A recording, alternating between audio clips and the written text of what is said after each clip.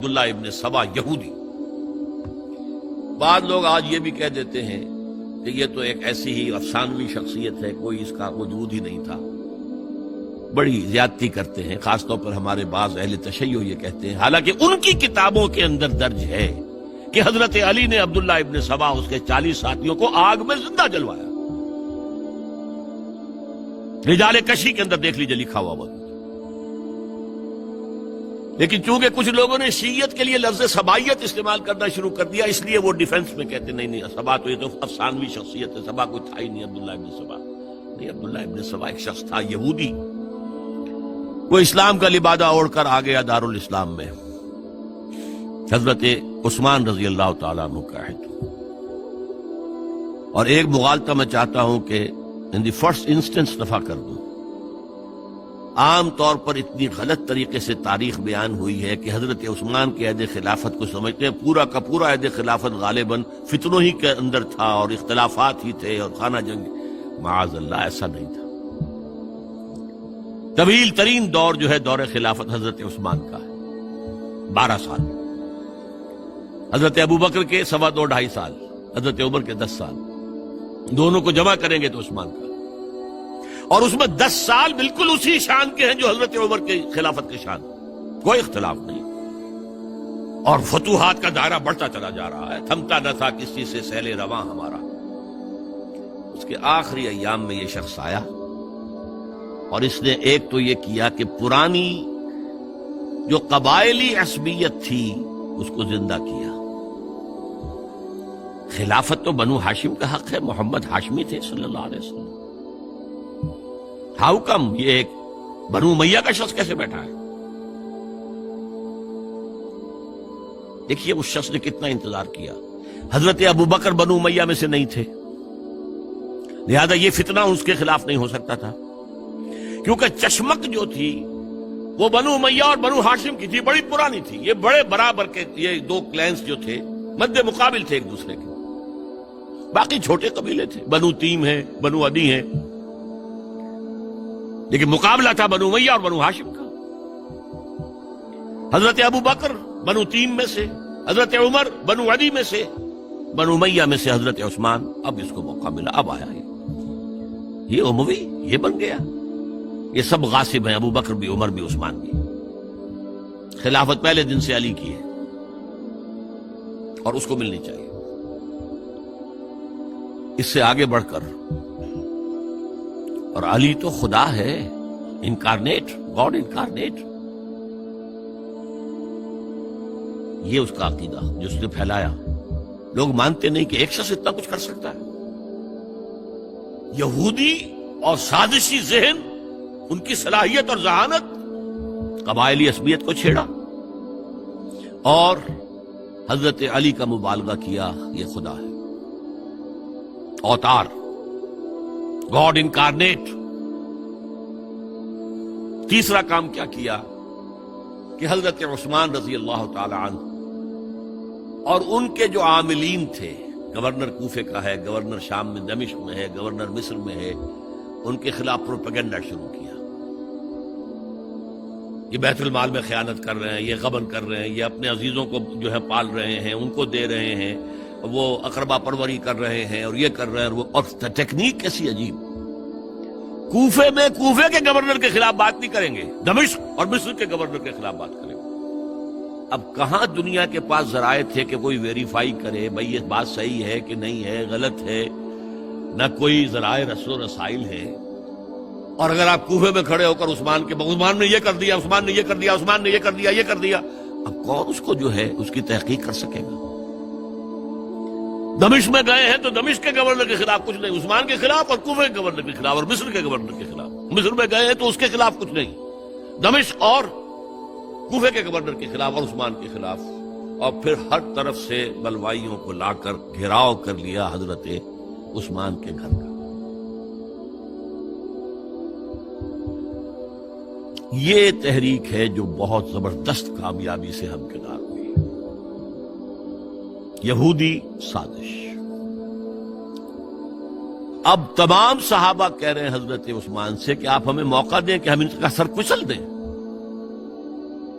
آپ فرماتے نہیں، یہ مجھ پر الزام لگا رہے ہیں نا. میں وضاحت کرتا ہوں. اپنے گھر کی چھت کے اوپر کھڑے ہو کر آپ نے کہا دیکھو یہ میں نے نہیں کیا، یہ میں نے نہیں کیا، میرے یہ احسانات بھول گئے ہو. حضرت علی نے مسجد نبوی میں کھڑے ہو کر جتنے الزامات لگائے تھے ان سب کی طرف سے برات کا معاملہ کیا. جھوٹ کہہ رہے ہو تم. عثمان پر کوئی غلطی جو ہے، کوئی خیانت ثابت نہیں. لیکن جنگ کی اجازت حضرت عثمان نہیں دے رہے.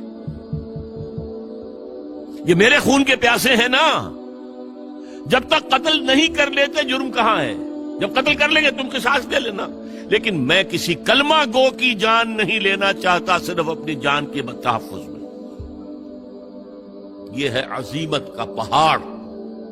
لوگ کہتے ہیں کمزور تھے. جان بچانے کے لیے تو آدمی پتہ نہیں کیا کچھ کر بیٹھتا، اور طاقت ہو تو طاقت کو کیسے استعمال کرے گا. حضرت امیر معاویہ کی طرف سے پیغام پر پیغام آ رہے ہیں کہ آپ ہمیں اجازت دیں میں فوجیں بھیجوں اور ان کا قلع کما کر دیا جائے. حضرت عمرو بن العاص کا پیغام آ رہا ہے مصر سے، آپ ہمیں اجازت دیں. طلحہ، زبیر، علی اجازت مانگ رہے ہیں مدینے کے اندر، آپ اجازت دیں کہ ہم جنگ کریں ان سے. نہیں. آخر کار حضرت علی نے دونوں بیٹوں کو، حضرات حسنین، حضرت حسن، حضرت حسین، دروازے پر کھڑا کر دیا. پہرے دار حضرت عثمان کے، حضرت حسن، حضرت حسین کہ کوئی گھر میں داخل نہ ہونے پائے.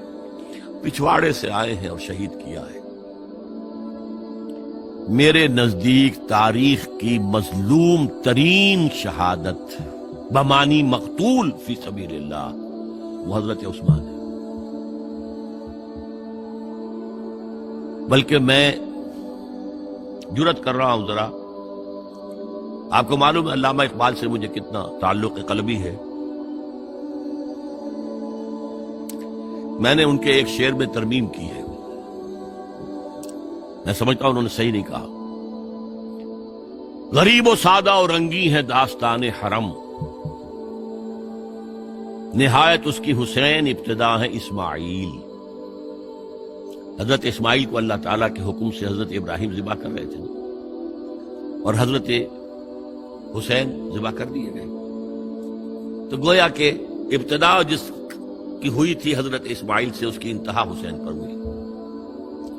میں کہتا ہوں بالکل غلط. اور میں نے امید ہے علامہ اقبال سے ملاقات ہوگی اگر آخرت میں تو وہ میری اس بات کو تسلیم کریں گے. میں نے اس شعر کا دوسرا جو مصرع ہے بدلا ہے. نہایت اس کی ہے عثمان ابتدا حابیل. حابیل جنہوں نے کہا تھا بھائی جان آپ مجھے قتل کرنے کے لیے ہاتھ اٹھائیں گے تو میں اپنا ہاتھ نہیں اٹھاؤں گا آپ کو قتل کرنے کے لیے.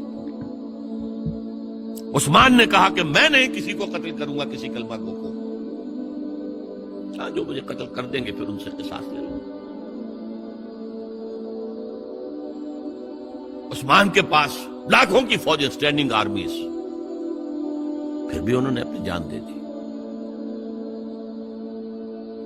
حضرت حسین بہرحال جتنے بھی افراد تھے بہادری سے، شجاعت سے لڑتے ہوئے شہید ہوئے، اس میں کوئی شک نہیں. لیکن لڑتے ہوئے شہید ہوئے نا.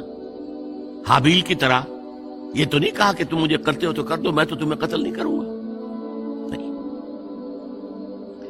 بہرحال یہ جو تھا فتنہ، اس کو کہا ہے اور اس کو کتاب میں لکھا گیا، باقاعدہ ایک تصنیف الفتنۃ الکبریٰ، عظیم ترین فتنہ حضرت عثمان کی شہادت. اس وقت عبداللہ ابن سلام رضی اللہ تعالی عنہ ایک یہودی عالم دین تھے جو اسلام لے آئے تھے.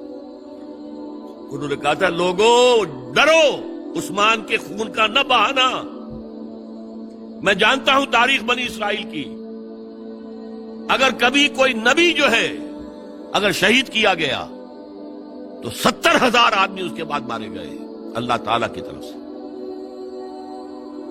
اور نبی کا اگر کوئی خلیفہ قتل کیا گیا تو 35,000 آدمی مارا گیا. تو اگر تم نے عثمان کو قتل کر دیا تو یہ خون کے دریا جو ہیں پھر آ جائیں گے امت کے اندر. باز آ جاؤ، خدا کے لیے باز آ جاؤ. لیکن نہیں. بہرحال حضرت علی رضی اللہ تعالی عنہ نے بلایا عبداللہ ابن سبا کو اپنے ہاں. تم کہتے ہو کہ میں خدا ہوں؟ ہاں آپ خدا ہیں. توبہ کرتے ہو کہ نہیں؟ نہیں. میں تمہیں زندہ جلا دوں گا. جلا دو. تم خدا ہو، ہماری آزمائش کر رہے ہو. حضرت علی نے عبداللہ ابن سبا کو 40 ساتھیوں سمیت زندہ جلوایا، اور یہ سارا کچھ معاملہ جو ہے یہ میں نے آپ کو بتایا اہل تشیع کی کتابوں میں موجود ہے۔ بہرحال یہ فتنۃ الکبریٰ ہے جس کا نتیجہ کیا نکلا ہے آپ اچھی طرح سمجھیے۔ 1,00,000 مسلمان ایک دوسرے کی تلواروں اور نیزوں سے ختم ہو گئے۔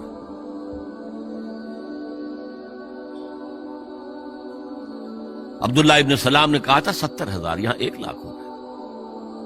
حضور کے صحابہ کا درجہ بہت بلند ہے۔ آپ نے فرمایا علماء امتی کا انبیاء بنی اسرائیل، میری امت کے علماء بھی بنی اسرائیل کے انبیاء کے ہم مرتبہ ہیں۔